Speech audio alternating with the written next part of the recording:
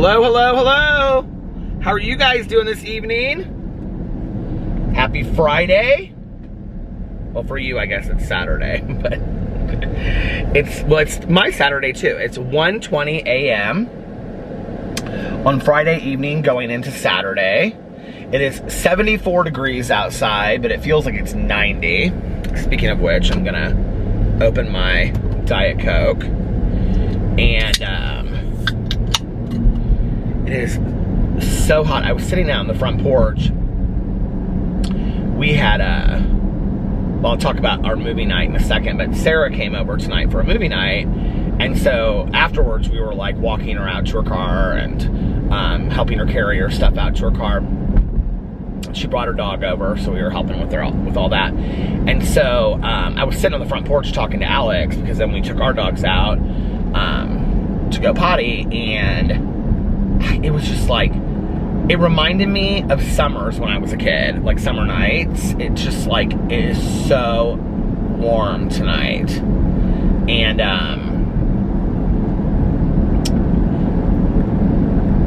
Tucker and Boo, well, we had all three dogs out with us watching the movie for a while. We put up a projector in the back screen. It was so much fun. I'll tell you about that in a second. But Boo and Tucker were sitting out there for a little bit, but then Tucker was like panting so hard from the heat that we let him go inside, and he was much better once he was inside. He just kind of like, you know, didn't want to be in the heat, I think. It was just really warm tonight. So anyway, we set up on my Peter Does Stuff channel. I showed like all the treats that I bought for tonight and stuff, which we didn't even like eat like a fifth of the treats that we got. And I bought popcorn and candy and all this kind of stuff. I had some of my soda. I got that Werner's Ale ginger soda, and I had some of that. They didn't want any of that. And then I had some of my Bridge Mix. And then they had some of their sours and gummy worms and stuff, but we didn't need any popcorn. We sent Sarah home with a bunch of stuff, so anyway. She was like, no double feature tonight, and Alex is like, well, I've got work stuff I have to do tomorrow early. And so she was like, I was like, no double feature? I wanted to watch a double feature. It was fun. We watched The Conjuring 3, I think. We watched a new Conjuring movie, so either the third one or the fourth one. I don't know which one it is, but anyway. Yeah. It was kind of fun just sitting down on the back porch tonight, just kind of like talking and getting scared. It's not like the scariest movie in the world. I like sitting outside. I thought I would be more scared watching like a scary movie. But I didn't get that scared sitting out there. I like those Conjuring movies, but they're like about like dark stuff, and I mean, all scary movies are. I don't know. So anyway, you know, it was based on a true story, though. Did you guys know that? Alex was like, didn't you guys read this for your True Crime Book Club? And so I was like looking it up, and we hadn't actually read this story. But I think the book is called The Devil Made Me Do It, because there was like 3 books about this story, and that was one of them. I took a shower before Alex went to go pick up pizza for us right after Sarah got there. So the dogs were running around and playing with each other, so she sat downstairs, and I ran upstairs really quick, and I took like a 5-minute shower. Took my contacts out. I was like, I just want to be so relaxed tonight. Put my glasses on. You guys hardly ever get to see me in my glasses. Put my glasses on and washed my hair and conditioned it and just lotioned up and put my pajamakins on and sat outside. We had pizza from Basbo's. I don't know what Sarah got. She got something that had like all these vegetables on it. And then I got a Quattro Formaggio with no bacon. We each got 10 inches, and then Alex got a 16-inch just cheese pizza. Guess he'll eat the rest of it tomorrow. Sarah got a salad too. It was fun. It was really fun. And then in between, well, before she came over, Alex went to his mom's house after work today for a little while and hung out because he's a cousin visiting. And so they like hung out, and I was gonna go up there too and see them, but I knew that I couldn't like go up there and then make it back in time. I didn't know how late he would be up there, and so I was like, you know, running around doing errands. Oh, I had to take Boo to the vet today. I vlogged earlier, I forgot about that. But anyway, so I was like, I thought I was gonna come home right away and make videos. And so, and Alex said he was gonna leave there by 5 or 5:30, and I just thought like we would like, by the time that I got done with the vet and got home, I would miss him. But he ended up staying there till like 7. And then I ran to Meijer to get the treats, and I filmed a video at Meijer for my Peter Does Stuff channel, and then I filmed a drama channel video too, and which I didn't expect to do either one of those. So I ran to Meijer and did all that, and then came home, and yeah. Boo's vet appointment went really, really well today. She shaved down the part that he's like biting, or not biting himself because he doesn't have any teeth anymore, but that he's like licking and whatever. She shaved it down, and she said, I said, do you think it's a hot spot or what do you think it is? She's like, well, I can tell that his skin is irritated. And she said, but it's really not that bad. And she like showed me. She said, but I can tell that it's irritating him. And so she gave him an antibiotic, and another one pill is an antibiotic, and I think that's the one that we give him every 12 hours until it's gone. I'm just assuming that because it kind of comes like the same as like a Z-Pack does. It comes like in this long thing. And then the other thing she gave him was like an anti-itch something. She said she thinks it'll start working within, I said, how long until he'll start like not itching so much anymore? And this car almost hit me. Oh my God. She said, I think he should be feeling a lot better in the next 24 hours. So, let's hope. I took his little thing off of him for a while, and his little like neck thing, which is so funny because like when he was sitting out there, because they sat out there with us for a while we watched the movie, and I was like holding him, and he just sets his head like on the thing, on the tube. It's like a tube, like, you know, like an inner tube. It like goes around his neck, and he just sits his head on it and falls asleep. And then right before I left, Alex was going to bed. He was like already asleep, and I was sitting there talking to the dogs, and Boo Radley just kind of had his head on it, and he was like looking at me falling asleep. He's so sweet. Tucker was playing with his ladies. He's got a big lady and a little lady. That's what we call those lambikins. Those, you know, those lamb. He's got like so many of them. He's got Halloween ones and Christmas ones and just regular ladies. And there was fake lady for a while, and then there was real lady. But now he likes fake lady. Well, there was another lady, too, that she didn't have any of her stuffing. Do you guys know what I'm talking about? Those lamb chops, stuffed little dog toys. So Tucker loves those. And Pee-Pee loved them, too. And so,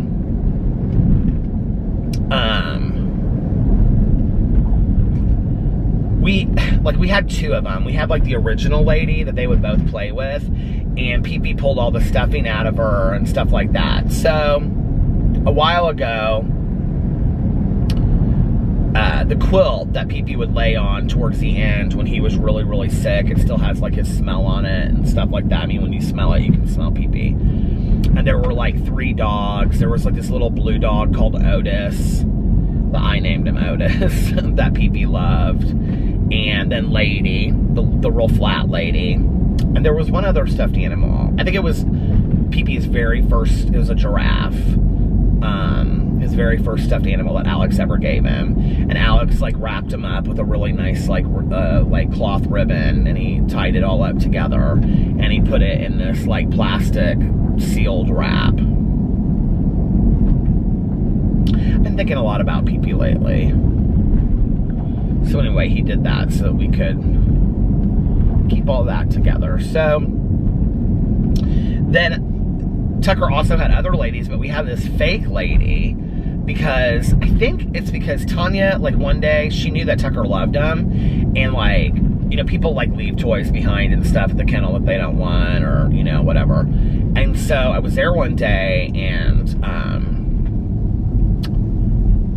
she had like a lamekins out, like a lamb chop out, and she was like, do you want this? I know Tucker likes it. And she's like, the people didn't want it or something. And I was like, yeah, sure. And so I brought it home, and this was before PB passed away, and PB and Tucker would not play. I mean, they like did not like her. I mean, they were like, no, she's the B word. They like acted like she was fake lady. They didn't know who she was. They didn't like her. She was fake lady. They didn't want anything to do with her. Look at my one hair sticking up. I didn't even realize it was sticking up like that tonight. I literally just took a shower and lotioned myself and then put on my pajamas. I wore my robe down to the basement and changed in the basement, and then I like washed my robe and a bunch of beach towels, because my robe is like terry cloth. Well, it's not terry cloth, it's like beach, it's like sweat pant material. They're those robes that we got hooked on when we went to Unico in Mexico, and I got Alex one, and then I was like, okay, I want one because I really like these. So anyway, Boo, or PB and Tucker, Boo doesn't play with any toys. He doesn't understand. He's never played with any toys. He doesn't really understand it, I don't think. Like what you're supposed to do with them or something. He hardly even understands what to do with treats. Like you give him a treat and he just carries it around with him forever. Well, now we have these little treats that we give him because they're real easy for them to eat without any teeth. I can't remember what they're called. Bill Jacks or something like that. It's like the guy's name. Tanya told me to get them. They're like training treats, and they're real small and they're real soft. And this construction on this road is so bad. I'm sorry, you guys, for all the bumpy noises. But anyway, they really like those, and I give them like 2 or 3 usually each time I take them out if they do something, if they go potty outside. But like before, when we would give them like treats, like little rawhide treats or whatever, oh my lord, like Tucker would eat it real quick. Boo Radley would carry it around with him and lick on it and, and all kinds of stuff, you know. And then if Tucker came near him trying to get the treat, he'd get real upset about it.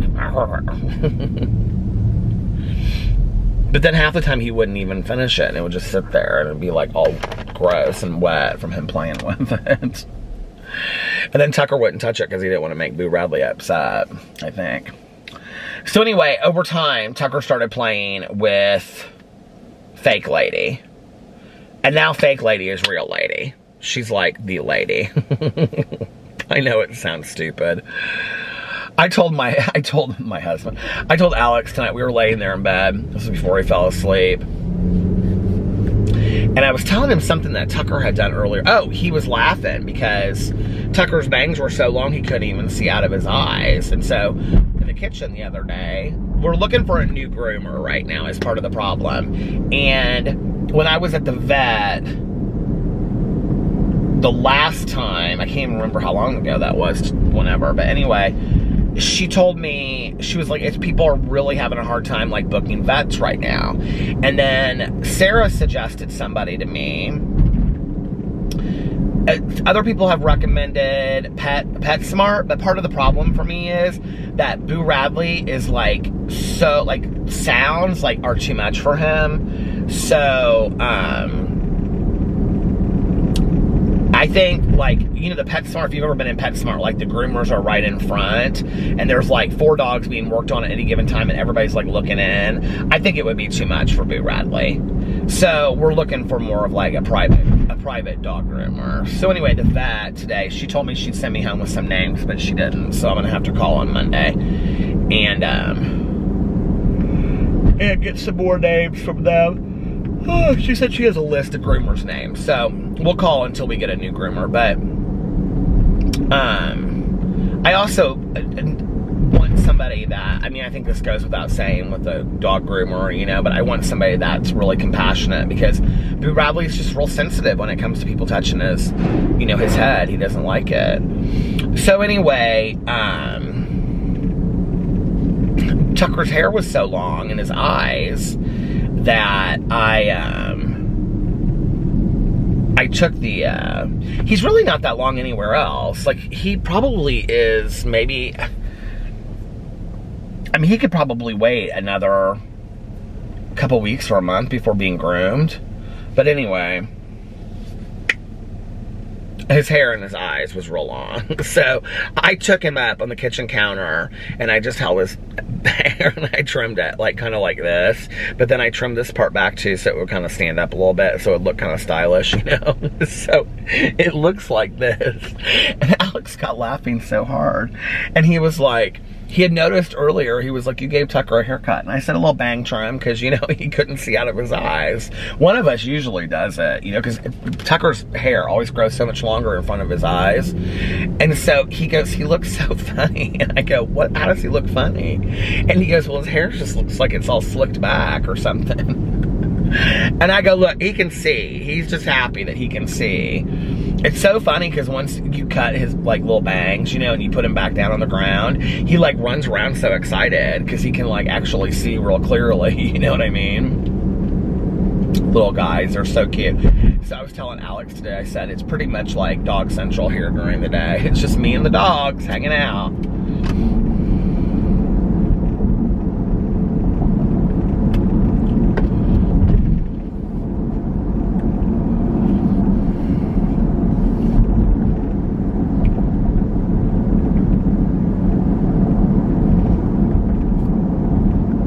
You know, I drive out here and sometimes I don't even like look at what's out here. Like if you ask me like what places were along here, I drive by here probably 3 nights a week, and I don't know that I would know what to tell you what's down here. Now that bumper sticker, like, you know, like when they do those games where it's like, look at something for 5 minutes or whatever, or a minute, and then I'm gonna ask you questions about it. Like, I don't know that I could tell you what I saw, like, as far as, like, the things I drive by down here. You know what I mean? Like, now, up here at the mall, I could tell you Qdoba, a mattress place, Books A Million. I think there's a movie theater over there. There's an Arby's on the other side. There's a gas station, a Speedway. I think there's like a Taco Bell or Fazoli's or something over on this side. That's when you turn to drive into Zionsville. There's the Sybaris before you get there. The Sybaris is the place where they have like mirrors on. They rent rooms by the hour, but you can also get them by the day. And they got mirrors on the ceiling. They got pools. They have waterfalls. It's basically where you go do it. Like, it's real romantic and stuff. Is it like a chain? Do they have like a Sybaris in other cities? Here, I'm about to pass it right here. I'll tell you what it says. The sign. It doesn't just say the Sybaris. It says something like the Sybaris, like intimate connections or something like that. Okay.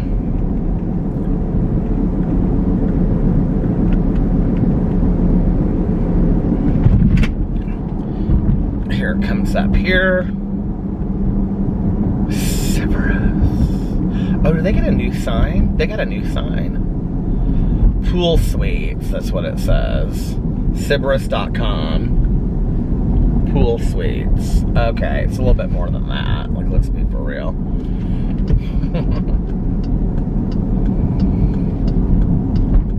I love our vet so much, and she's so sweet, and I was talking to her today, and she always dresses so cute. She has on these like leopard print, like plastic clogs that she wears, and she's just so sweet. And she's always telling me stories about like her kids and like the dogs that they have and stuff like that. And she had a dog that passed around the same time that PB got sick, and I think this is what like sealed it for me with her.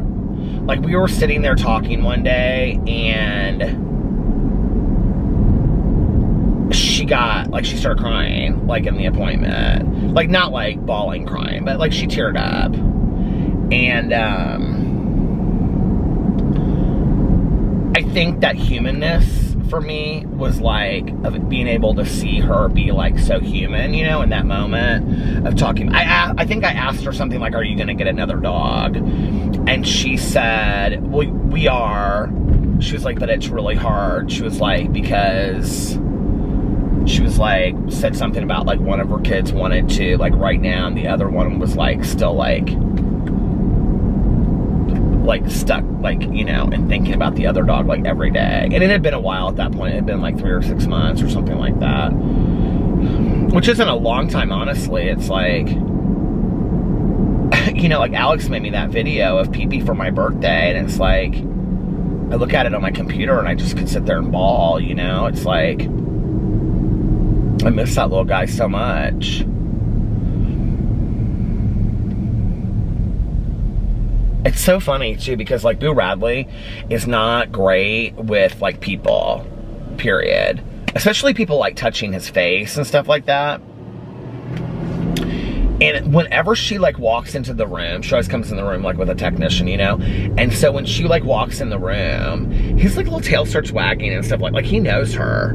Like, you know, he gets so excited, and she's so good with him. And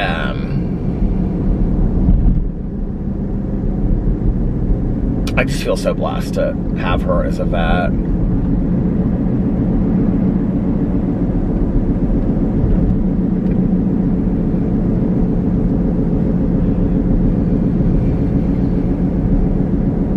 I think the other thing is that she's real direct, you know, but like in a compassionate way. And I think that's good for me with like, not just with a vet, but with a doctor, with whatever, dentist, you know, anybody, you know,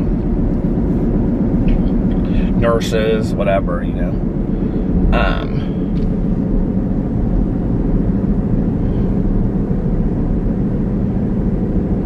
She was so funny. I said to her though, I said, well, I'm really, really worried that it's this and blah, blah, blah, blah, whatever. And she was like, Peter, she was like, you worry so much. She was like, he's gonna be fine.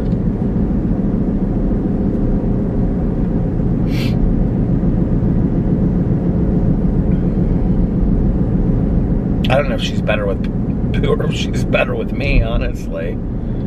She's so sweet though.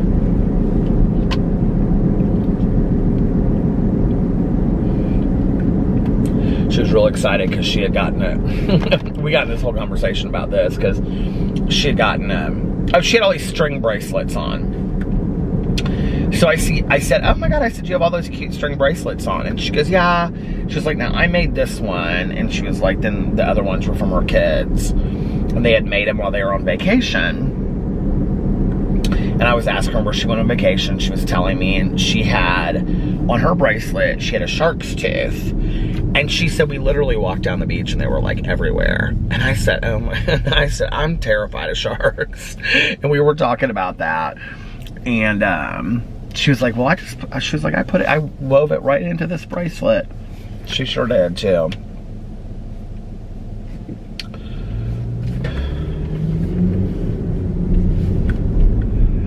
But that was today. Boo Radley was fantastic. He was very well behaved. I carried him in. He was just kind of like, what's going on? I'm here. You can all begin now. And then I held him when we were sitting in the room for the longest time. And he started kind of getting a little antsy. So I put him down. And he was just like smelling everything in the room. I'm sure he probably smells all those dogs, you know? And then he was like smelling everything in the room. And then she walked in and his little tail started waggling so much. So sweet. They are such good little boys. Boo and Tucker, Boo and Tucker. We love them so much.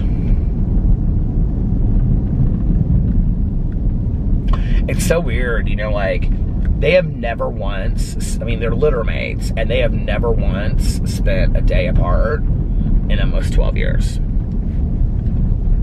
I actually thought their birthday, do you remember I said I thought their birthday was this week, and I looked it up, and I think it's like Labor Day weekend. It's like the first or second week in September. I have it in my phone. I was completely wrong about that. So, it's not in July.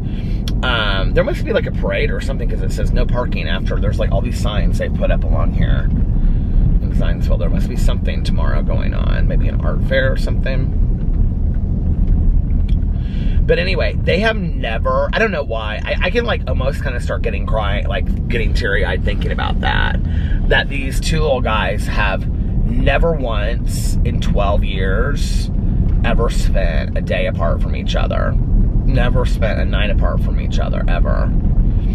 And, you know, I mean, if one of them has to go to the vet or something, but other than that, like, they've never spent a day apart. Even when we board them, they, you know, are in the same little thing together, and,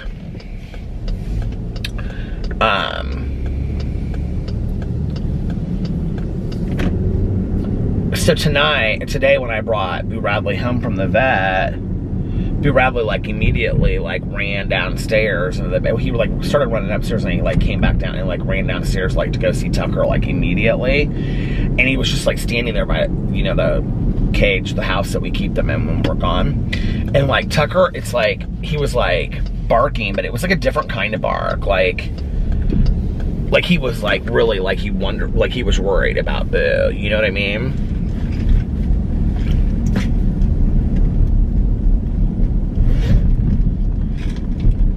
When Pee-Pee died, I'm gonna use this Laneige gummy bear lip balm tonight. I don't know why I show it to you. I think there's somebody out there that's like, well, maybe I'll get some of it. But when Pee-Pee died, I honest to God,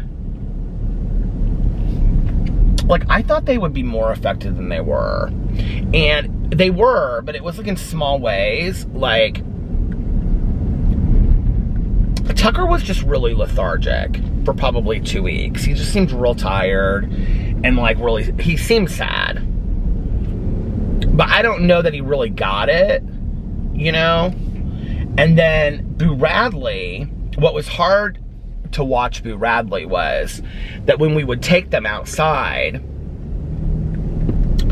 you know, Pee-Pee and Tucker would kind of do their own thing. Boo Radley would literally follow everything that Pee-Pee did. I mean, he was his shadow. He wanted to be Pee-Pee.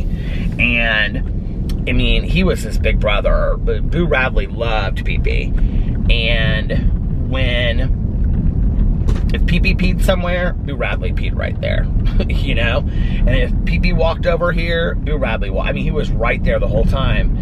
And it was so hard to watch after Pee-Pee was gone to see that, like, Boo Radley didn't really know.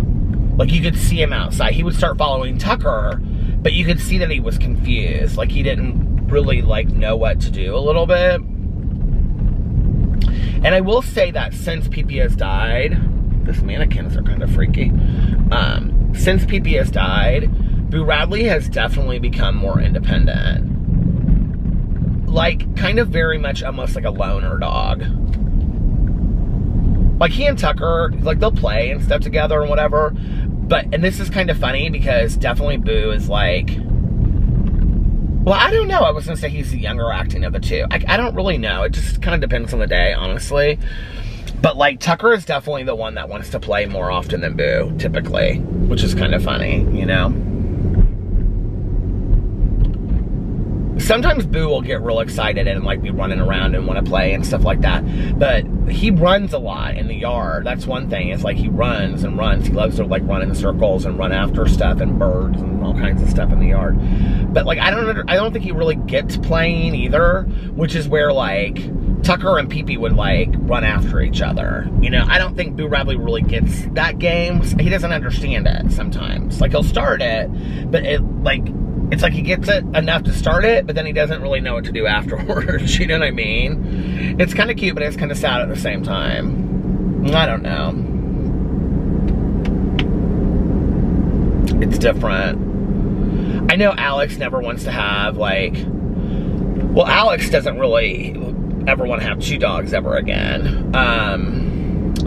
But he definitely doesn't want to have 3 dogs. I really enjoyed having 3 dogs. I know they were just kind of like a pack mentality. They kind of just, like, ran together and they kind of took care of each other.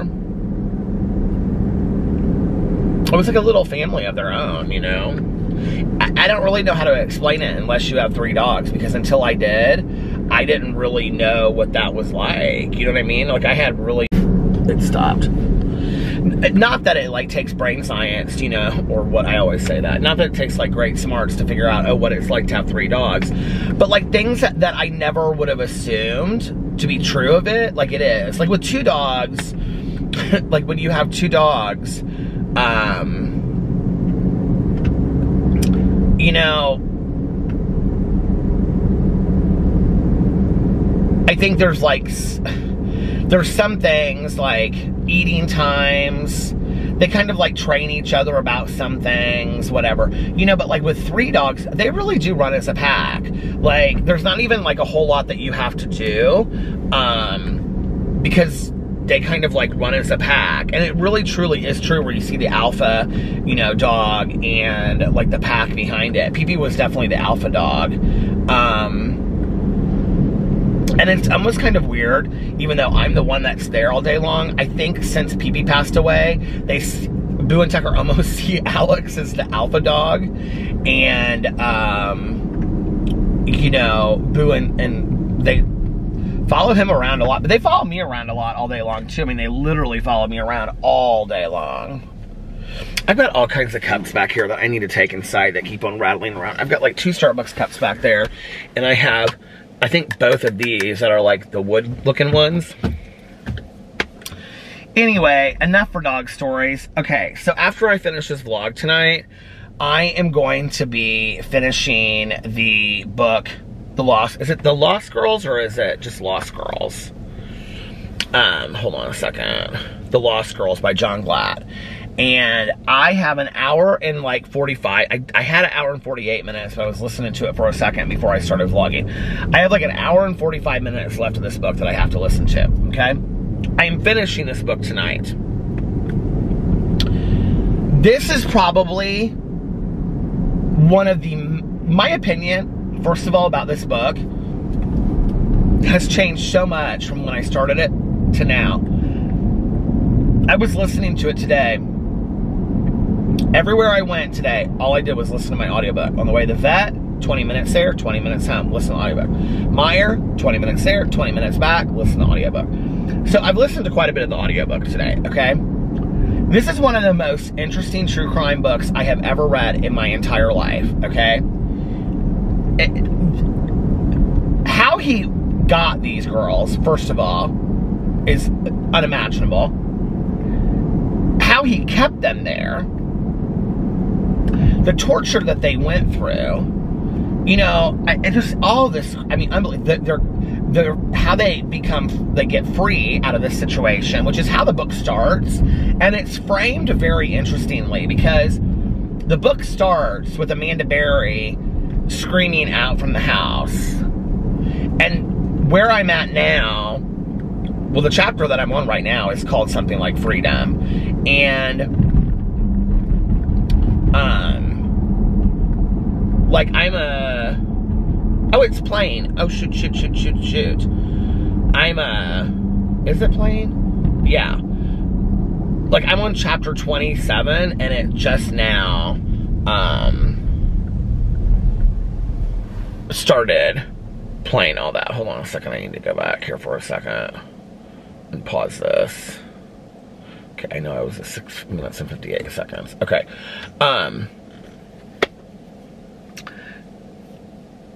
And they're just getting free now. So the whole book in between is really about what had happened and all this stuff. And not just with them, but like with his family, with his kids, with his ex, common law wife, all this kind of, I think her name was Nilda, all this kind of stuff. And it's just, it's unbelievable. It is absolutely unbelievable when you read it.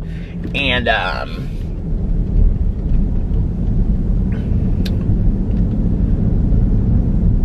I mean, it's sad because, like, each girl was tormented in her own way. And, you know, it's interesting because whenever I am, like, talking about it or, like, comments that I get on videos on all my channels or, like, people will reach out to me, it's always about Amanda Berry. People always respond to me about stuff to do with Amanda Berry. And what's really sad about reading this book is, like, yes, Amanda Berry, like, had her own horrible tragedies that she went through and had a child with this man and everything like that. But Michelle Knight was there the longest, And he was ruthless to her. I mean, like, she definitely got the worst of all three. And then Gina DeJesus, and then Amanda Berry, because he considered her like his wife. But I think for each of them, their own personal hell had to have been completely different from the next. But Michelle Knight is kind of the forgotten one in all of it. And at least for the part where I'm at right now. I mean, nobody was even looking for her. They had taken her off the missing persons register. Yeah, and I just was sitting there at that part. Like, I knew that it was going to come up again later in the book, because earlier they talked about, at like 18 months, they tried to contact her mother and they could never get a hold of her mother. And so they took her off of, like, the National Missing Persons Registry or whatever. And so when they looked her name up, when they found her, she wasn't even on the Missing Persons Registry. I mean, how to come out of that situation and be like, for 10 years, nobody even was looking. I really want to read her book. I know she wrote a book. I really want to read it because I want to see how she addresses that. That, you know, and I don't know what's happened since, and because I'm sure that's part of the book, that she's going to reconcile with her mom and stuff like that. But it's like to have nobody looking for you for 10 years and not even to be on a missing persons registry. I mean, it's just like, I don't know, that was like hard for me to listen to. The things that are hard for me are not necessarily like the graphic descriptions of things. That is hard for me to read.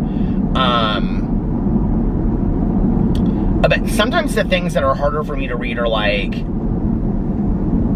the fact that he served them birthday cake on the anniversary of their abduction. Like, the sickness of this man, the manipulation of his own children, the manipulation of everybody. Hearing the author talk about, what is it, Stockholm Syndrome, and how they were like perfect examples of Stockholm Syndrome, which I'm not really sure. Maybe I'm not to the point yet where they're going to start talking about him, because they're still in the hospital right now. But like, even though they saw it as a family unit, I feel like they saw it as a family unit because they didn't have any other option. Not because they were like believing that he was like really their husband or dad. I don't know. Like, I felt like at any time, if any three of them, like if somebody had come to like rescue them, I think they would have left immediately, you know? I thought it was interesting when the police came into the house and Michelle and Gina were hiding, that they thought it was somebody that was trying to rob the house that was just going to kill them. Like, after 10 years of being there, like, that was their fear, you know, that somebody was going to rob the house and kill them. And I think that's where he was so sick, that he kept him grounded in reality, where they kind of thought, like, that was their reality, their living situation, you know, when, I don't know. When they talked about, like, Michelle Knight's jaw was like permanently damaged because of so many times that he had hit her in the face, especially the time that he had hit her with a barbell. Can you even imagine being hit in the face with a barbell? I mean, like, seriously. And all the times that he hit her with a barbell in the stomach, and, you know, so she wouldn't be pregnant anymore. It just, I mean, and the way that he pitted these women against each other, you know, I don't know, the whole thing is just like,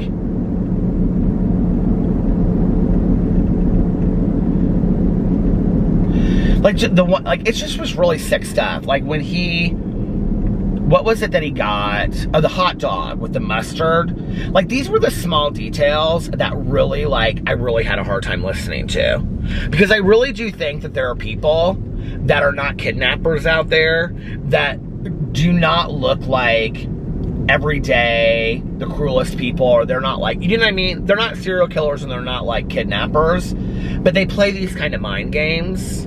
Like, they're real sick kind of people, you know? I do believe there are people out there like that. And like, he wants her to eat this hot dog that's got mustard on it, even though he knows that she is like deathly allergic to mustard. And so she tries to wipe it off as best she can. And so then she eats this hot dog because he says something about like, I'll kill you if you don't, or whatever. I can't remember what he says to her, but I'll never bring you another meal or something. I don't know. So she eats this hot dog, and then she's like in shock from it for like 4 days, and he has to bring her this cough medicine and all this kind of stuff. And I'm just like, I don't know, like if you've ever known anybody that has allergic reactions to, like my husband has allergic reactions to certain foods, it's like, that's some really scary stuff, you know, to like be playing with somebody's mind about all that stuff. Like, I just think it's so cruel. Like, I mean, obviously he was a cruel man, but it's like, that goes without saying, but it's just like, the level of your cruelty to treat another human being like that. Like, you're really,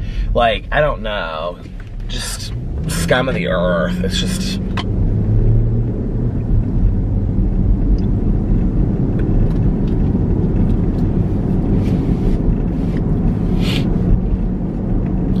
So, I have to say, whereas I wasn't, like, I still think it's hard to listen to, but I'm now kind of, like, powering through it, because I'm like, I don't know at what point it started getting, like, well, I think when he started taking some risks, and, like, started introducing his child with Amanda Berry to, like, people as his granddaughter, or his girlfriend's daughter, or he had, like, the women in the backyard, or he had them in the van, the daughters started coming over and stuff like that. I think that was when I kind of, like, was like, okay, like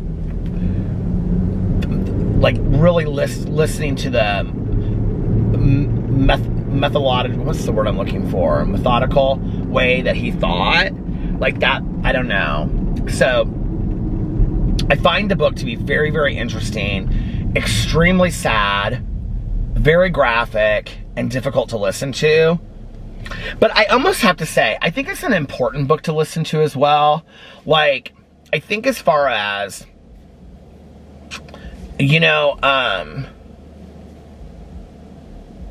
I was watching, so Dustin Daly has started doing missing persons videos on his drama channel. And he did this video the other day about this, I think I talked about it on here actually, about this Danica girl. I don't know anything about the case, so I'm not going to speak to it. But like, he did such a fantastic job about it, you know, and I was telling him, I said I was really impressed with how well you did, like, humanizing this case, because I think sometimes like we don't think that way. And he was like, oh, thanks, you know, whatever. And he really is enjoying doing that, and I'm so excited for him, because I think I like would love to do true crime or like, you know, all that kind of stuff, but like the research that goes into it, like, and I told him that, I said, I don't know how you're keeping up with the research and stuff like that, you know. But like, I was so impressed with how he did it. But he was talking about like trafficking in there, you know, and like,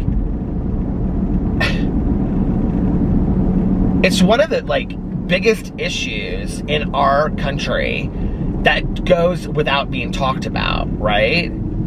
And yet, it's like, we hear these stories all the time, you know?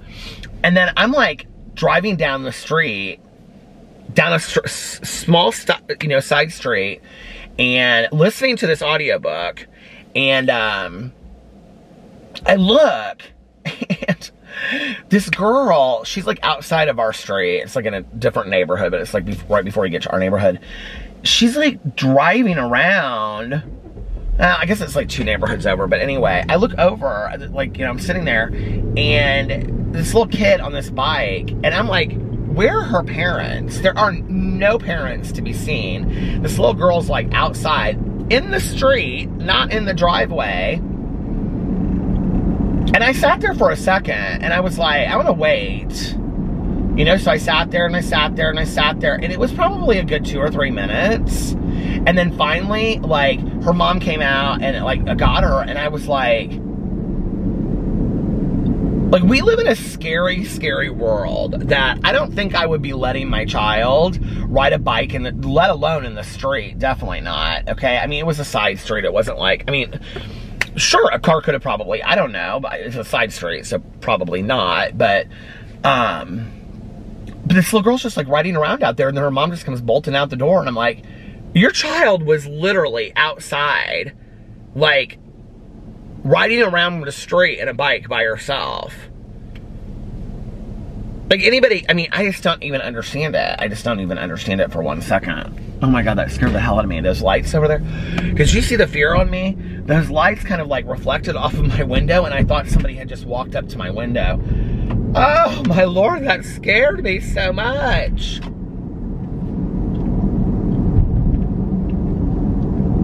Oh man. Woo! The Conjuring's doing its work on me.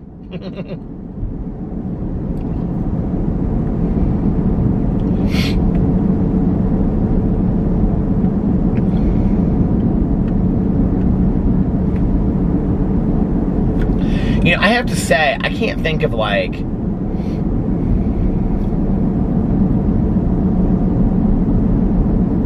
I can't think of anybody that I know, you know, really, that has gone missing and like you never hear from them again. I'm like, there has to be somebody, but I can't think of anybody.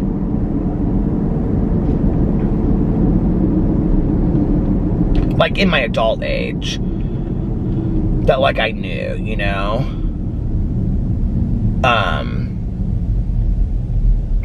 Like friends of mine or like people that I know that have had kids or whatever, you know. But I have to believe it happens a lot. You know, you see these Amber Alerts and all this kind of stuff. Well, that Lauren Spurrier girl from Bloomington, they never found her.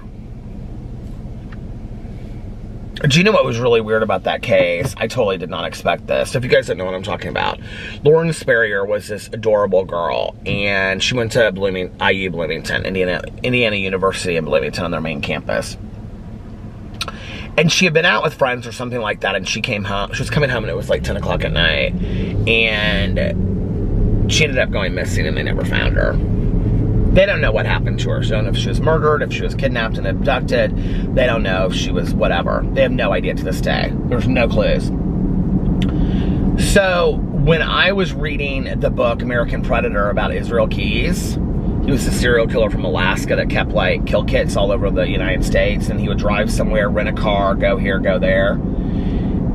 I could not believe this when I was listening to this, because like you don't, like nobody talks about Lauren Spurrier. Like you don't hear about her. I think I'm mispronouncing her name probably, but like every year, like on the anniversary, you'll see stuff in Indiana on her Facebook or on Facebook and stuff, because people will reshare stuff about her and whatever. But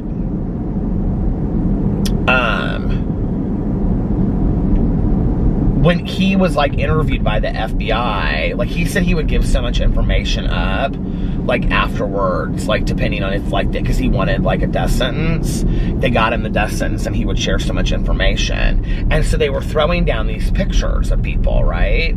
And like he'd say, oh, I don't know who that person is, or I don't know who that person is. And when they came to Lauren Spurrier, and the reason they asked him was they had video footage of him coming in through the tolls or something like that the day that she went missing, and like leaving the same day or something like that. He was in Indiana the day that she went missing. And so he was like, oh, that one, he like tapped the picture and he said something like, you'll have to like give me a lot more for that, or something like that. Like he knew about her case or something. And they said he could have just been, you know, like feeding that out or whatever. But I thought that was interesting. There was another book where her name was brought up.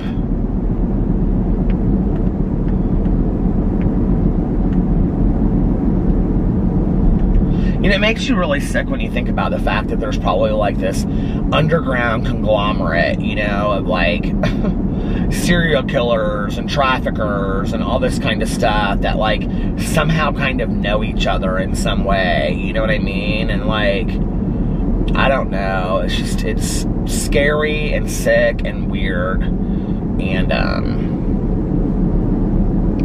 it's like those Delphi girls, like they caught that guy and they think that he did it. I don't think he's the one. I don't. My gut tells me it's something else. But you know, they still haven't released so much information from that case. I mean, as a parent at this point, I would be like, Y'all haven't released everything that's on their phones. It's been years. You've had your chance to do your job. Let me do my job now. Like, let me, as a parent, try to find out something. Let it release everything that's on their phones. Let us have their phones. That's what I would say, you know?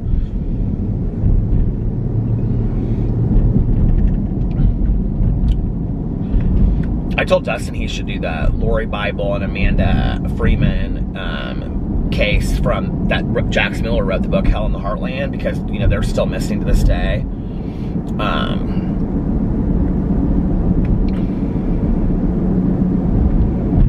I don't think they'll ever be found.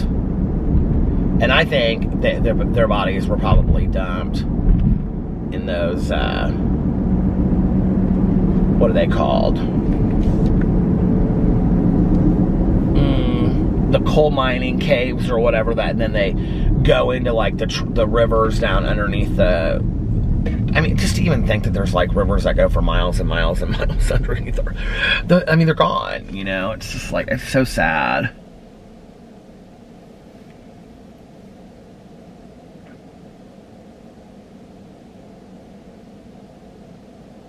Do you ever wonder why, like, this is also like, I think, where, like, the true sickness of these people, like, if you knew that you were going to be giving somebody some, like,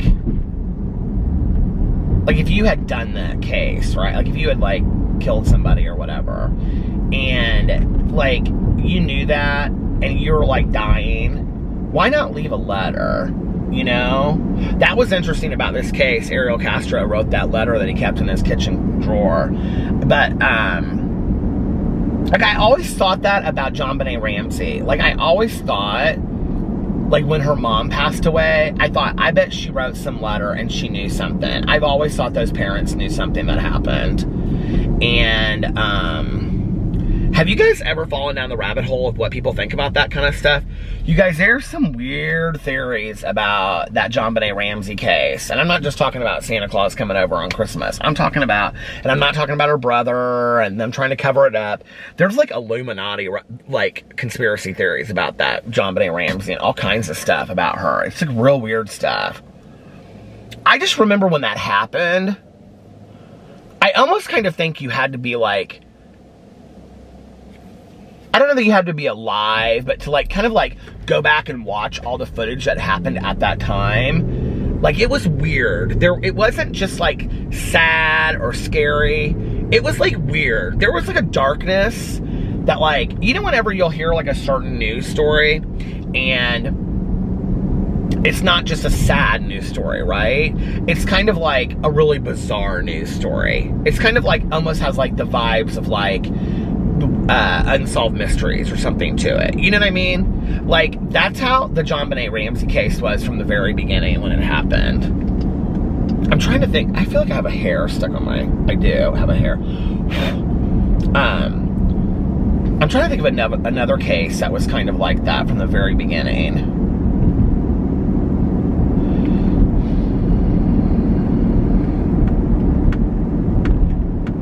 Well, the Delphi case is a good example of that. I feel like there's people up there that know a hell of a lot more than they say that they do.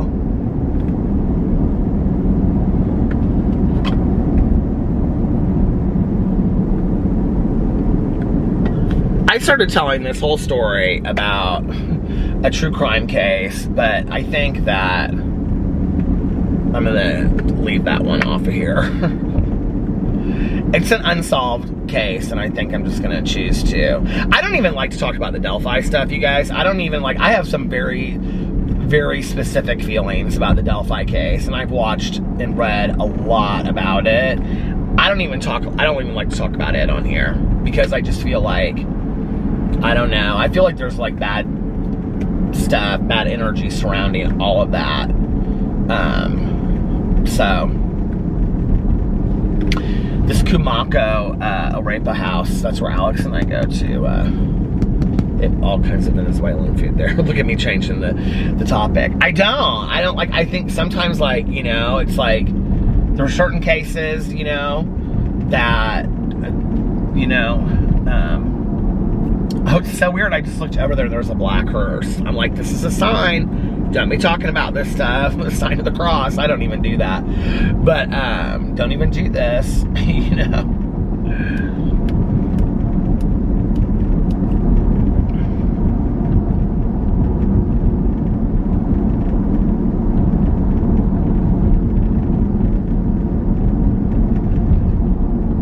It's like when I was watching that Hell in the Heartland with Jackson Miller, you know, that book that she wrote that they made into that HBO special. I mean, I'm sitting there watching her and I'm like, she's talking to the murderer probably, or one of, you know. I'm like, she's talking to people that knew what happened. I know she is, you know. Like, how scary is that? That you're literally, if she's not talking to the people that had done it, she's talking to people that probably have killed somebody, you know, at some point or another. You know, talk about fearless. To get the story out there, I don't know. I'd rather keep my opinions to myself. I'm not that fearless. That's scary to me.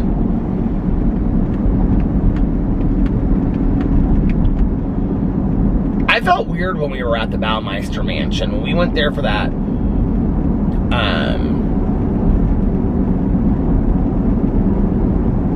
paranormal investigation. Well, they told us something like, at some point, they said that there had always been, like, this is how my mind works, right? So Herb Baumeister's a serial killer in Indiana. He killed 29 gay men. Bring him back to his house when his wife and kids were out of town for the weekend. He had this huge compound. And he would strangle them with the pool hose, and then while he was seducing them, and then he would like either cut him up or burn him in the burn pile out in the woods. He would carry him out to the burn pile. And I had thought that maybe at one point or another I had seen him out, because he used to pick up guys from the bar that I went to at the time, OPs. And the way that I originally heard about this case was that investigative reports, well, I knew we had a serial killer in Indianapolis when it was happening. He was also called the I-70 killer, but they didn't know that they were like the same person at the time. My old roommate and I, one day, we were sitting there, we would watch his investigative reports. We used to love those, and that, you know, on A&E, investigative reports with Bill Curtis, I think is his name. But anyway, and they did one on, it's still on YouTube, you can go watch it, on Herb Baumeister. And they used to show, like, the dance club, and they would show these lights flashing and whatever. And she and I were like, oh my God, that's OP's. It's our place, Greg's, is what the bar is called now. And so anyway, forever I wanted to know where this house was. This Fox Hollow Farms, where he had killed these people. And I had heard it was like this estate out in the middle of nowhere. Well, my cousin Caroline, you know, because she's a realtor, at one point, I don't know how long ago it was like 10 years ago or something, she was like, it's for sale if you want to go out there and look at it. And I just had like a really bad vibe about it. I was like, oh, I don't know if I really want to go out there and look at it, you know? So we didn't. And these new people bought it. And so anyway, they're the ones that let us come out there and do the paranormal investigation. So we went out there with this group of people. This woman arranged it, and then she ended up not being able to go at the last minute. If you want to see it, it's my second most viewed vlog on this channel, next to the very first vlog that I ever did over here. But it's just called Fox Hollow Farms. So anyway, people come over and leave real mean comments all the time on it. But anyway, so we went in there and we did this paranormal investigation, but at one point, they told us that the police or the detectives, investigators, police believed that Herb Baumeister had an accomplice, but they had never caught him, right? And I was like, well, that would make sense. And they talked about this one guy that had, like, come out there and, like, and it was interesting, too, because he was trying to, like, find out, like, for the police, like, who had killed his friend. But, like, he came out there, and then he just wanted her Baumeister to take him home, and he did. And they were saying that they thought this person might be the accomplice, right? Or something like that. And it was just this weird story. I don't know. Maybe that wasn't the guy that they said that they had thought had done it. But anyway, I still get so weirded out talking about this story. So, where am I at? I just want to make sure my battery doesn't start flashing, because the battery that I have is not charged. So I'm gonna have to stop when the battery starts flashing. So anyway, I don't know. I just got kind of like weirded out while we were there. Especially at one point we went out into the woods and we're like where the burn pile used to be, and there's like the spirit that's supposed to rush out and you can see it. And there's like all this kind of like weird stuff about the grounds, that the house is like built on this void, like the void to vortex to hell, and all this kind of stuff supposedly. It's just like real weird. I don't know. Not real weird, it's like real scary. It's supposedly like the closet is built like on this area that is a vortex to hell, and like her Baumeister somehow was connected to just demonic stuff. And what was weird was Tanya and I later were at a meeting and we saw a friend of mine, and because I'd done videos called like Maybe I Met a Serial Killer or something like that, right? Which is so interesting because like as somebody that was like had killed, I think like the most numbers, like Eileen Wuornos always talked about the numbers. Like her Baumeister has numbers, like as far as like victims, like he killed a lot of people. And there is so little that is like written or told about him, which is very interesting to me. And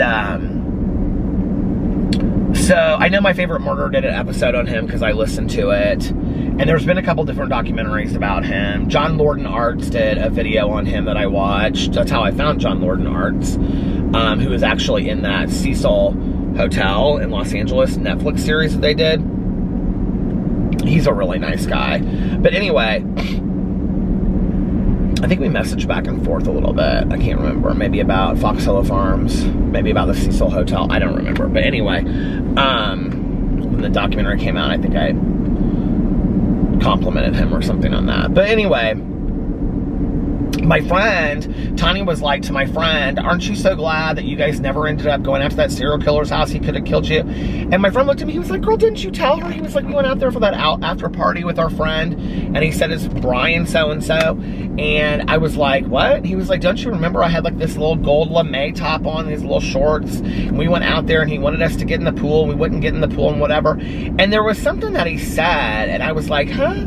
Like it like didn't really click to me, but I was like, okay. And he was like, we didn't stay, we left. And I was like, okay, whatever. But when we were there at the house, we were in the basement, and I hadn't walked around, and I knew, like, I said, can I use the bathroom? And I started walking to it. Like, I had been in this house before, and the guy that owned the house, he was like, have you ever been here before? I don't know if this part's on video, but I think it is. He was like, have you ever been here before? And I was like, no, why? And he goes, because that's where the bathroom used to be, but it's the spa now. I don't know how I knew that the bathroom was there, like, just, you know, but anyway, even I drive by there almost every single night vlogging, like not by the house, but the street that you turn on to go to the house, and it still scares me to this day, you know. It's still like, I don't like it. I don't like it. I just think there's a lot of really scary stuff out there that we will never know the answers to, you know?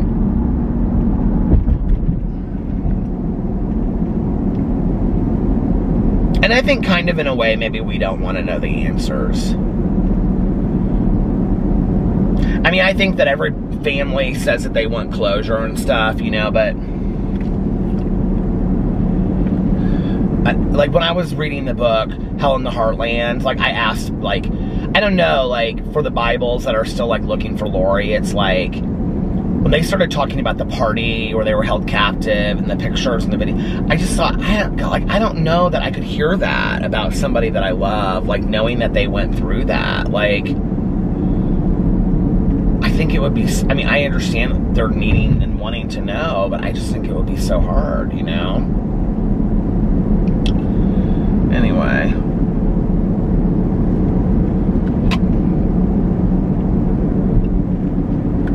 Well, we have gone from puppy dogs to serial killers tonight.